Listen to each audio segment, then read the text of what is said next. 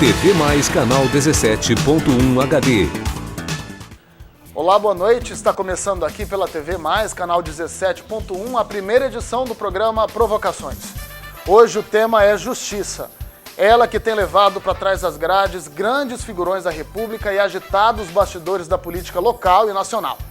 Para falar sobre ela, ninguém melhor que o presidente do Tribunal de Justiça de Mato Grosso, o desembargador Rui Ramos Ribeiro. Obrigado, presidente, pela sua aceitação do nosso convite. Então, obviamente, eu também devo manifestar o prazer de estar aqui no programa Provocações como o primeiro, o início de toda essa tarefa aí, toda essa trajetória que certamente será muito bem sucedida. É um prazer, o prazer é meu.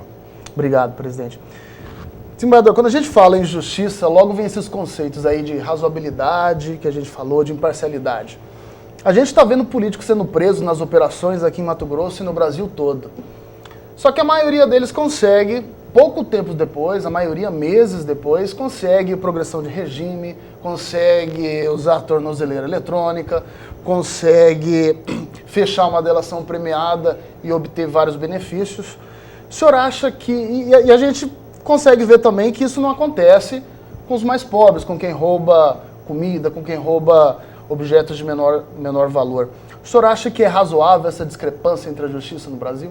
Eu não diria que nós teríamos efetivamente uma discrepância. Nós temos dois lados a considerar. Nós temos o lado que está efetivamente na mídia, um nível de delinquência onde não envolve violência, não envolve entorpecentes, não envolve questões sexuais, mas envolve situações que estão atreladas a uma atividade de mandato eletivo, enfim, de alguma forma autorizada pela própria população e cujos efeitos são muito mais nefastos. Quando se critica e quando se reclama da questão da morosidade, da justiça, a questão da sensação de impunidade, ela acaba se reforçando pela própria autorização que a lei permite. Ou seja, a lei autoriza e o magistrado, quando vai atuar, ele tem que pensar em Constituição Federal, porque sem ela não há nenhum atalho, o atalho está todo nela, e a legislação infraconstitucional, que é o grande pilar da convivência em sociedade. Eu preciso, efetivamente, junto com a Constituição, em especial com a Constituição, eu preciso dar cumprimento à nossa legislação. É ali, nessas convenções que os seres humanos realizam, porque leis são convenções humanas, é ali que está toda a base, todo o sustentáculo da nossa convivência. O que ocorre é que nós temos leis que são propostas e são boas por determinada época e que não recebem a necessária reativação dos seus princípios com modificações e dispositivos. Ela fica na sua tendência muito desatualizada e fica com permissivos. Então, quando você observa a tornozeleira eletrônica, como foi mencionado, a tornozeleira eletrônica não era efetivamente para se pensar alguém que estava cumprindo um regime fechado e viesse para o regime semiaberto e imediatamente posto na tornozeleira eletrônica. Não há nenhum sentido preventivo nisso tudo. O que ocorre é uma facilidade por falta de estabelecimentos penais, por falta de uma administração penitenciária adequada, e aí sim, a tarefa não é só do Executivo, mas a tarefa também é do Judiciário, porque tudo passa pelo Judiciário, e o Judiciário tem que atuar. Não simplesmente relegar e atribuir culpa a alguém. O senhor falou da legislação. Há muita falta de vontade do Congresso, que seria o responsável por alterar a legislação penal no país? Olha, eu não daria uma qualificação, mas você observa no dia a dia, inclusive pela sua própria profissão, e verifica em todos os noticiários, para tudo quanto é lado, vamos dizer assim, você observa o Poder Judiciário sendo chamado para atuar em inúmeras, ou quase sempre, em situações que muitas vezes você não tem uma legislação adequada. Praticamente você está obrigando o Poder Judiciário, entre aspas, a legislar, a criar a solução jurídica para assuntos que deveriam ter sim uma normatização, deveria ter um dispositivo onde estaria se tratando, tentando se regular situações que tais. Presidente, em tempos de crise, a Justiça é um dos órgãos que mais gastam no poder público aqui em Mato Grosso. A previsão orçamentária de 2017 é de 1 bilhão e 400 milhões de reais. Para onde que vai todo esse dinheiro? Gasta-se tudo isso para manter a máquina da Justiça? Olha, realmente é interessante a colocação que é feita e esse me parece, o sentimento, a sensação que as pessoas têm. A Justiça, ela é cara, efetivamente ela não é barata. Por quê? Porque ela se vê obrigatoriamente cumprir métodos e tarefas e metas que obrigam o quê? Obrigam exatamente custos. você tem que gastar, você não tem como. Você tem toda a normatização que é feita para os seus servidores públicos, você tem toda aquela estrutura feita e você tem que manter a estrutura e sempre com acréscimos. Como os acréscimos? Nós temos o quê? Nós temos, por exemplo, o PJE, o Processo Judicial Eletrônico. Obriga um investimento e o custo sobre a TI, sobre a tecnologia de informática, enorme. Erros e acertos realmente são colocados, porque até você aperfeiçoar determinado sistema para que ele pudesse realmente funcionar e atender a necessidade do judiciário, ou seja, da jurisdição, atendendo, ou seja, permitindo o acesso dos próprios advogados, enfim, toda aquela comunicação de uma administração da justiça exige gastos e você não tem noção do tamanho do gasto que você vai sendo obrigado a se deparar e a se submeter ao trajeto de um ano. Desses gastos da justiça, a gente vê que o que gasta mais é com pagamento de pessoal. E há uma cultura de que juiz ganha muito. O senhor acha que o juiz ganha muito? Naturalmente, além dos salários peduricários? Né? Naturalmente se põe assim. Também no executivo, se fala 60%, beirando 70%, é tudo com o pessoal. Mas é a fórmula que nós temos, é a estrutura que nós temos. E aí você observa que essas pessoas possuem direitos, os direitos são assegurados pela lei. E aí você tem, então, que cumprir a sua obrigação. O Estado tem que cumprir sua obrigação. E entram, então, todos aqueles entrechoques, no sentido de se colocar que o magistrado é aquele que ganha bem, que ganha acima do necessário, etc. Só que o magistrado, ele sofre restrições. E as restrições dele não são restrições flexíveis, flexibilizadas. Ele tem que trabalhar porque todo o esforço mental e físico é para a jurisdição. E os servidores, igualmente, acabam por trabalhar o dia inteiro muito mais do que você imagina. Tendo-se em vista que o aumento da demanda ela é fatal. Nós temos hoje, de um ano para o outro, no mesmo período de 2016 para 2017, em torno de 30% acima de demandas. E eu não tenho, por exemplo, 30% a mais de servidores ou 30% a mais de equipamento de tecnologia de informática para fazer. Então. Naturalmente, o que ocorre, a demanda é sempre maior.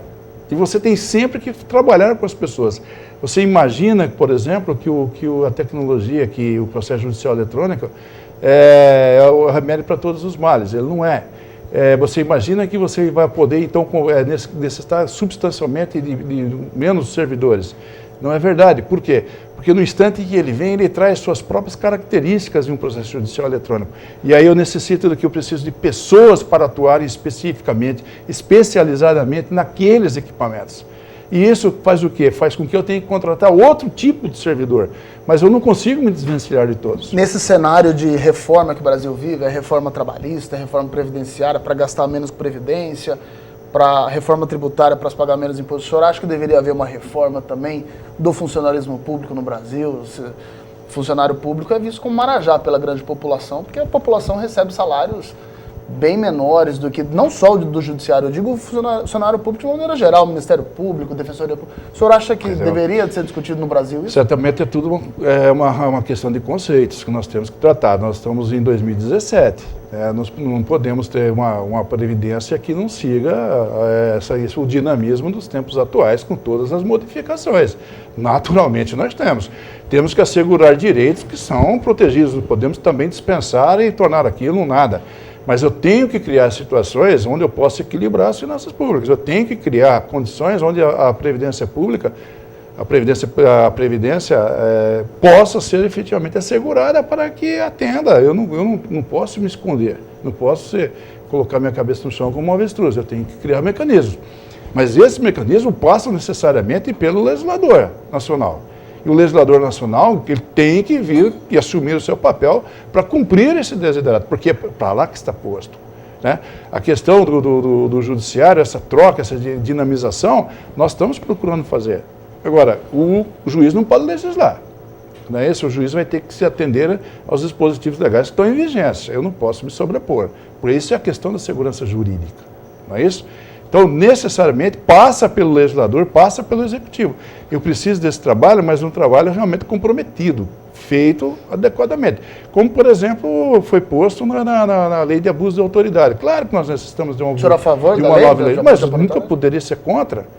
Eu nunca poderia ser contra. Não pode existir nada tão independente, que eu passe a imaginar que as pessoas que ali exercem suas funções num determinado poder ou numa determinada instituição as pessoas que exercem suas atividades sejam detentoras de tantos atributos que jamais eu me decepcionaria com elas como ser humano que são.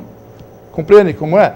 Não adianta eu ter um bom ensinamento, uma boa categoria, uma boa academia, um bom preparo, mas são seres humanos que estão trabalhando. Não é possível você ter uma instituição que pudesse ser absolutamente independente.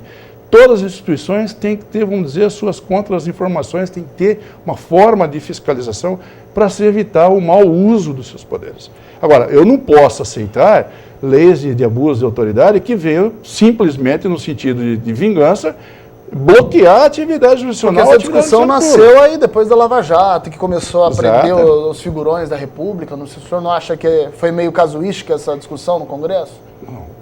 Eu não poderia, como um cidadão qualquer, uma pessoa em sã consciência, dizer que não há exatamente esse sincronismo. O sincronismo existe.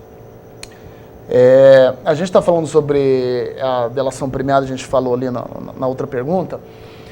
Está sendo muito questionada essa questão da delação premiada. No Congresso já está tramitando propostas para mudar as regras das delações. O Supremo está discutindo, inclusive, rever o conteúdo das delações lá no julgamento do mérito dos recursos, lá no Supremo. Como é que o senhor vê isso? O senhor é a favor dessa revisão da delação premiada da forma que está hoje? Olha, a colaboração premiada há muito se discute e se introduziu no Brasil, especialmente na década de 90, em alguns dispositivos do Código Penal, que eram, na verdade, uma forma de colaboração premiada. Ela é muito bem-vinda. Seguramente ela é muito bem-vinda. Eu apenas torno a dizer, eu não posso levar a quem vem colaborar ou delatar, como se menciona, dar a ele uma confiabilidade absoluta, porque se tratam de pessoas que também estão defendendo seus próprios interesses. Então eu preciso preservar aquilo que a Constituição presume, ou, na verdade, não é nem uma presunção, é uma questão de político-ideológica, que é uma opção do legislador quando fala em presunção de inocência. Se denomina como presunção, mas na verdade não é uma presunção. Nós temos que levar a consideração e dar o peso que as colaborações tenham. Eu preciso ter expertise suficiente para notar até onde vai a verdade e até onde não vai, e o que é realmente demonstrável, verossímil. Não simplesmente aceitar de uma forma absoluta, de uma forma indiscutível, até porque eu disse agora há pouco, não há como se admitir numa sociedade moderna uma independência de nível absoluto, total, onde você não crie mecanismo de fiscalização. Porque se você fizer isso, você está admitindo que alguns seres humanos que exerçam suas funções têm atributos insuperáveis, imodificáveis, invencíveis, irrenunciáveis, como se pudessem ser aqueles que são os verdadeiros iluminados. Eu preciso tratar tudo isso com aquilo que você mencionou, com uma certa razoabilidade, e ver quais são as consequências e analisar o processo dentro de um contexto todo. Não simplesmente trazer uma parte textualizada que é uma mera alegação. Então eu preciso saber efetivamente a densidade de verdade que tudo aquilo ali diz, mostra, e não realmente transformar tudo isso num cenário, vamos dizer, entre aspas, artístico, né? A justiça que é mais procurada pelas pessoas mais pobres geralmente é o juizado especial. E atualmente a gente vive uma crise aí de processos nos juizados especiais, que é aquele antigo juizado de pequenas causas, que as pessoas vão para fazer pequenas reclamações, processos até, eu acho que 20 salários mínimos, 20 ou 30.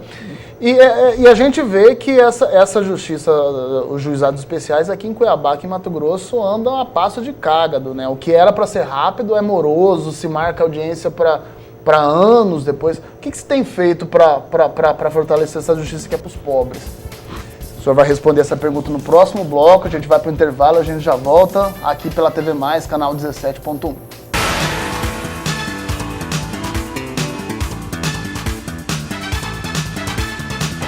TV Mais canal 17.1 HD. A gente está de volta com provocações, entrevistando o presidente do Tribunal de Justiça de Mato Grosso, o desembargador Rui Ramos Ribeiro. E você também pode conferir esse programa que vai estar disponível no site tvmaisnews.com.br. Desembargador, como eu te perguntei no último bloco, os juizados especiais, que é a modalidade de justiça mais procurada pelas pessoas mais pobres para resolver os problemas menores. anda muito tumultuado de processo, muita lentidão. O que o tribunal está fazendo para melhorar isso daí? Pois é, demandas. Quanto mais eficiência você oferece, mais eficácia você oferece para qualquer nível de justiça, maior é o número da procura. Você traça o seu próprio calvário. Os juizados especiais antigos de pequenas causas, você tinha leis estaduais, nós tivemos leis estaduais aqui que estavam em vigência antes de 95, foram declaradas inconstitucionais, o Estado de São Paulo também tinha lei estadual, enfim, transformou-se tudo pela lei de 1995 dos juizados especiais. Excelente experiência, a experiência que se colhe até hoje é espetacular, é realmente célere, mas a demanda cresce e criam outros mecanismos de soluções pré-processuais que estão sendo aplicadas, de conciliações, enfim, para que amenizar a situação. Até porque existe muito processo esdrúxulo, né? A gente viu uma Exato. notícia aí que uma pessoa entrou na justiça pedindo danos morais contra outra porque teve um grupo de WhatsApp roubado por outra. Isso é questão de conscientização, né? Nós temos uma cultura aqui de demanda. Eu quero demandar, eu quero promover uma ação. Se não dá no juizado, eu vou para a justiça, vamos dizer, justiça estadual comum. Lá eu vou tentar ganhar e eu vou alimentando com um número enorme de demandas.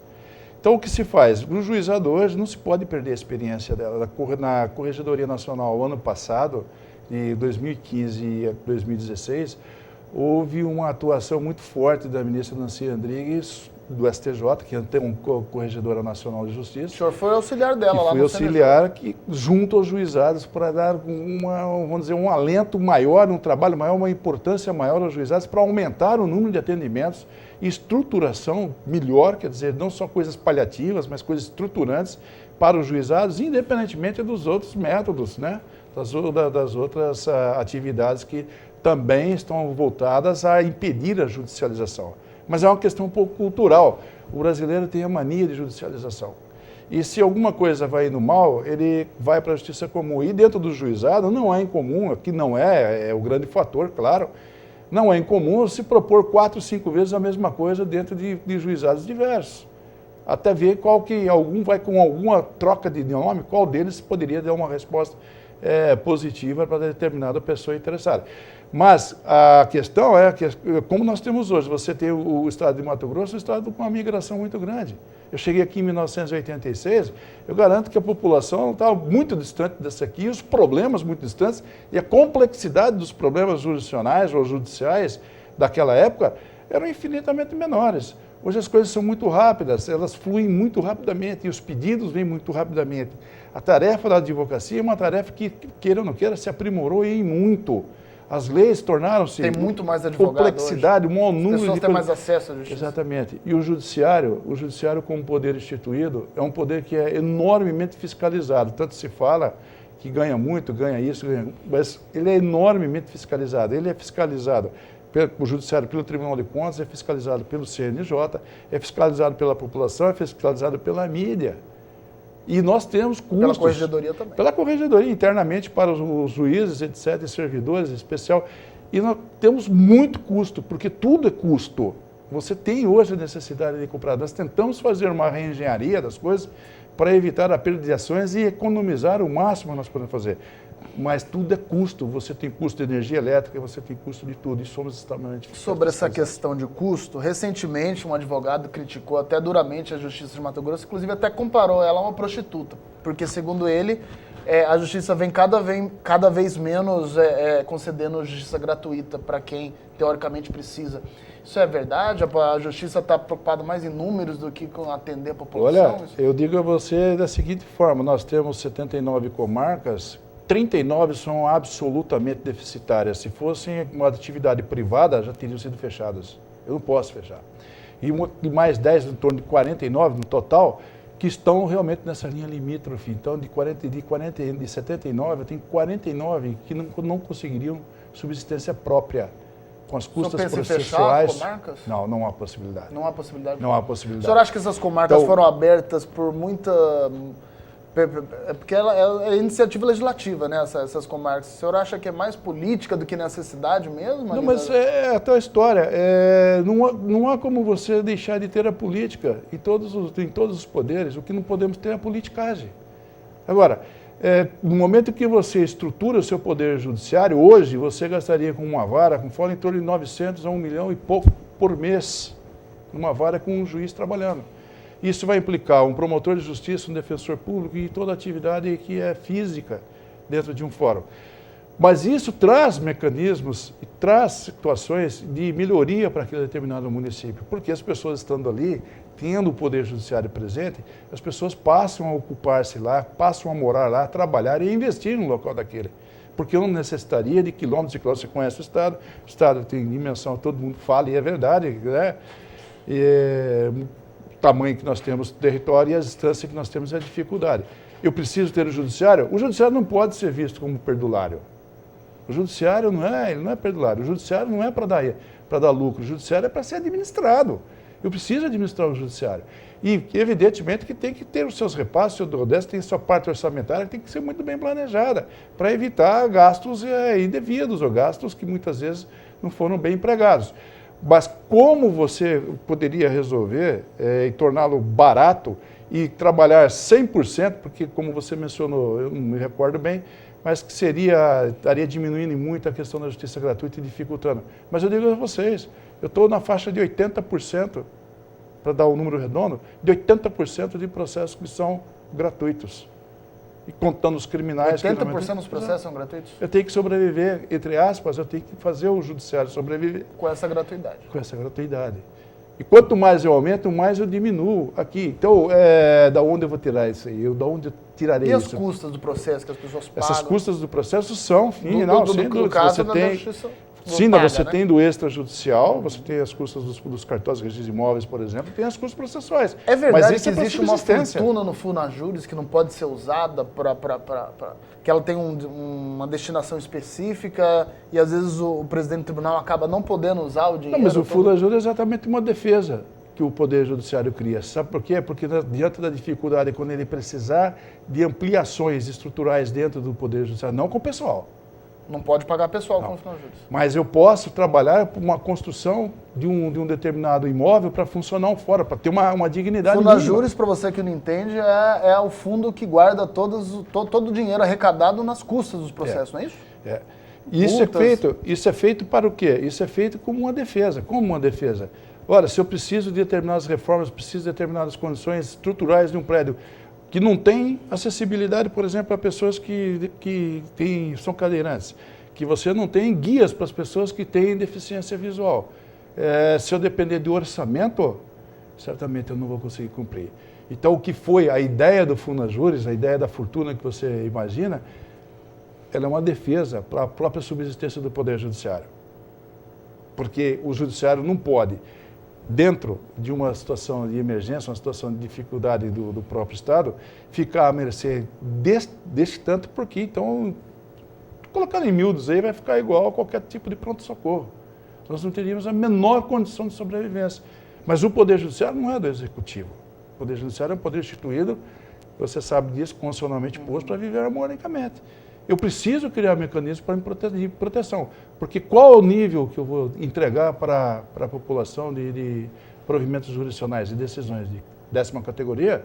Se for assim, então que se misture todas as contas. Eu não posso colocar tudo dentro de um caixa único.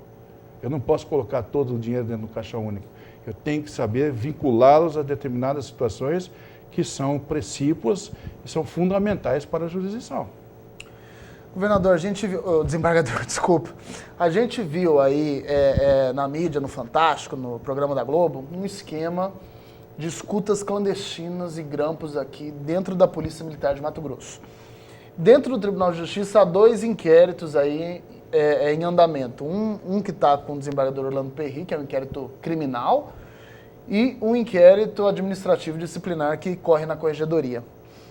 Só que a gente viu algumas pessoas sendo presas, uns militares, o cabo, um coronel. Só que até agora, assim, a gente não viu uma resposta mais efetiva dos órgãos que estão investigando, a Polícia Militar também está investigando, no sentido de mostrar a lista oficial dos grampos clandestinos, quem, afinal, são, de fato, essas pessoas que foram grampeadas.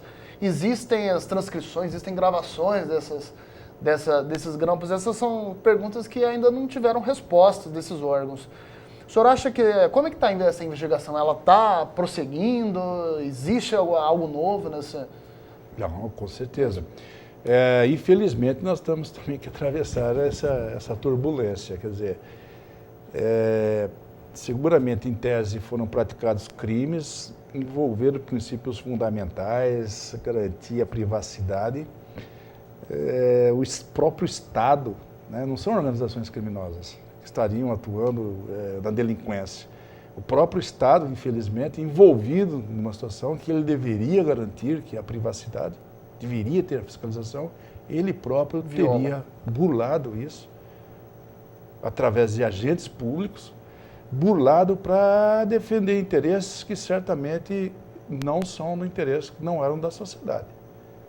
Haveria interesses ali particulares ou interesses de grupos, mas não estariam justificados. Por exemplo, se você tivesse uma grande notícia, justificada entre aspas, porque eu não posso dizer que os fins justificam, mas uma grande notícia que teria chegado aos agentes públicos de que nós teríamos um atentado aqui, por exemplo, no aeroporto de Cuiabá, onde teria uma capacidade que você destruir aeronaves, destruir todo, enfim, lesionar um número grande de pessoas.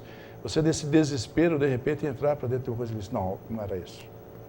Ali, o trabalho que eu vi inicialmente é um trabalho que envolveu grupos. Eu não vou nominar, não me cabe aqui, mas envolveu interesses que eram interesses de grupos. Portanto, nada mais censurável dentro de um país democrático, nada mais censurável uma atuação dessa. Preciso saber quem foi. Eu não posso ficar presumindo, não posso ficar com conjecturas. Dizer que foi A, foi B, ou foi C. Então, o que existe de verdadeiro nisso é bom que se esclareça. Existe, em nível de Superior Tribunal de Justiça, provocado pela Procuradoria-Geral da República, um procedimento de investigação para verificar a participação comissiva ou omissiva de pessoas que têm prerrogativa de foro. O foro do STJ é governador, desembargador e conselheiro do tribunal. Naturalmente seriam aí. Então, existe lá o procedimento para constatar, investigando em Brasília, no Superior Tribunal de Justiça. Aqui no nosso estado, existe a parte da Corregedoria da Justiça que estabelece, então, uma apuração para ver sobre se tem ou não tem e se teria que nível de envolvimento de magistrados e servidores. E existe no plano judicial, que é no caso do Tribunal Pleno, que está na relatoria do desembargador Gordão de Almeida Perry, que está se apurando comportamentos de pessoas que também têm prerrogativa de foro, né, envolvendo os secretários de Estado, que no caso é da competência do Tribunal de Justiça.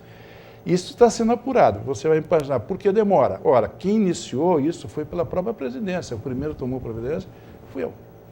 Eu oficiei as teles, que trouxe para dentro da presidência as primeiras informações de onde poderiam ter ocorrido as denominadas barreiras ilegais. As teles também demoram para responder. Esse inquérito foi instalado no Tribunal de Justiça em razão de haver pessoas com prerrogativa de foro também, porque senão ia ter que ser instalado na primeira instância. Sem dúvida, mas veio uma notícia crimes da Ordem dos Advogados do Brasil pedindo a instalação de um procedimento apuratório que envolveria pessoas com prerrogativa de foro. Foi bom o senhor citar isso daí, porque na semana passada, a gente acompanhou aí pelas notícias, o Ministério Público Estadual, que é bastante engajado aqui na luta contra a corrupção, no desencadeamento das operações contra crimes de organizações criminosas, crimes financeiros, a gente viu que o Ministério Público, surpreendentemente, pediu o arquivamento dessa investigação, sendo que ainda não foi se apurado nada, não chegou a nenhuma conclusão.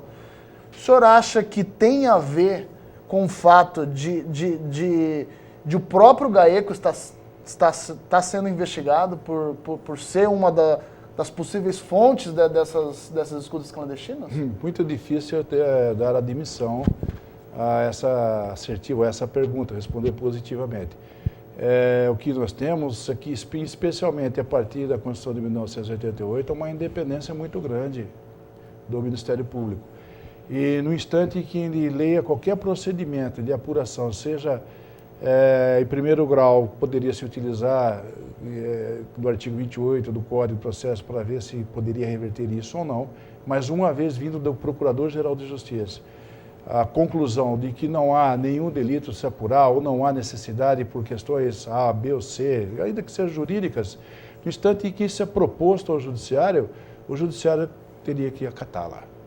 Porque ele é o autor da ação penal. É do não Ministério pode... Público, isso é da Constituição especial. É privativo do Ministério Público. Se o Ministério Público entender que não há ilícito a apurar ou não há pessoas a serem acusadas, ele vai pedir o arquivamento, se não tiver mais diligência. E pedindo o arquivamento, cabe ao Judiciário homologar. Homologar. Nem Porque decidir, não homologar. Cabe, o Judiciário não pode investigar. O Judiciário não é órgão de investigação. O Judiciário não é órgão de acusação. Portanto, em determinadas situações, como foi, por exemplo, na colaboração premiada, esses dias que chegou ao Supremo Tribunal Federal, que o Supremo entendeu que poderia se olhar a legalidade, mas alguns requisitos, não exatamente o mérito da concessão feita pelo Ministério Público. Isso é independência funcional. A eles é dada a lei. O senhor acha que deveria mudar? São coisas que talvez pudessem ser melhor analisadas. Não vou dizer você com absoluta... vou dizer, peremptoriamente que deveriam. Nas garantias do delator, mas com relação à colaboração premiada, como ainda é recente no modo como está sendo analisado no Brasil, eu entendo que merece bastante reflexão. O senhor é a favor, por exemplo, da delação premiada em outros casos que não exatamente organizações criminosas? Por exemplo, se a gente vê a delação premiada um instrumento muito utilizado, nesses casos onde há pessoas bem abastadas, políticos, grandes empresários que são beneficiadas com esse instrumento, o senhor é a favor também que a delação, por exemplo, se uma quadrilha de pivete assaltar um supermercado aqui e prender só um, e ele fizer uma delação premiada, o senhor é a favor, por exemplo, de outros tipos penais virem a somar com a delação premiada? Olha, não estou fazendo nenhuma crítica ao nosso ordenamento jurídico, só estou posicionando-me. Se você entende que leis são convenções entre os seres humanos, eu preciso saber qual a reflexão que os seres humanos em determinada situação, num momento histórico-cultural, vivem e quais são os valores que ela deve realmente transformar em lei. Se você entende que seria útil, né, à sociedade você ampliar os casos para fazer uma releitura da possibilidade da colaboração premiada, eu não tenho absolutamente nada contra, porque as leis são criadas pelos seres humanos. Nós temos leis da física, leis naturais que nós não vamos mudar, vamos nascer, vamos morrer, podemos sentir frio e assim por diante. Mas quando não cai nesse cenário, as leis são convenções para um determinado momento. Até a Revolução Francesa tinha-se uma percepção das leis, depois daquele instante o mundo passou a ter uma outra percepção. Isso é evolução. Agora, eu preciso que as coisas sejam bem feitas, ou seja, sejam coisas isentas, coisas bem feitas que nos tragam utilidade. Porque senão eu começo a criar mecanismos que vai passar a falsa sensação de impunidade. E a falsa sensação de impunidade é fator de retroalimentação da própria criminalidade. Então hoje o que nós estamos passando, o que nós estamos vendo, é exatamente essa falta de proa do avião, ou seja, essa falta de um norte mais fixo, mais técnico e mais condizente com o momento, até pelo sentido da dignidade humana, condizente do momento daquela determinada população ou ou do nosso Brasil.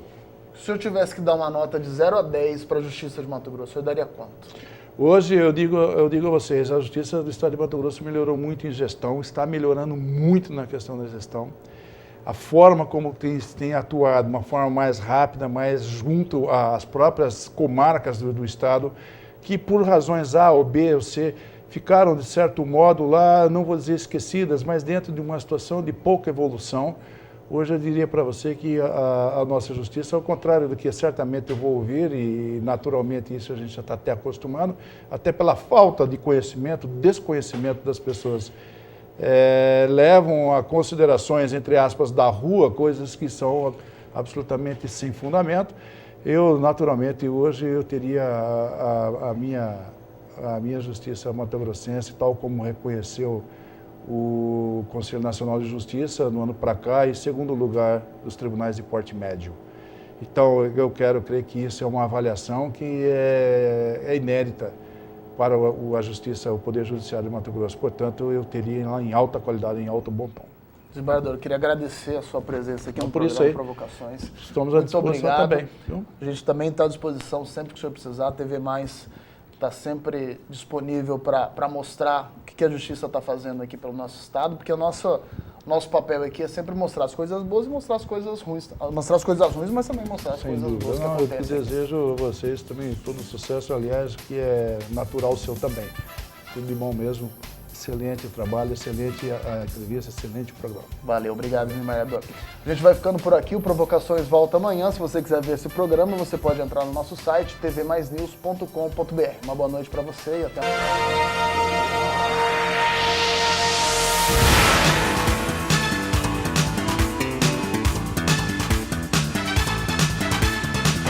TV Mais Canal 17.1 HD.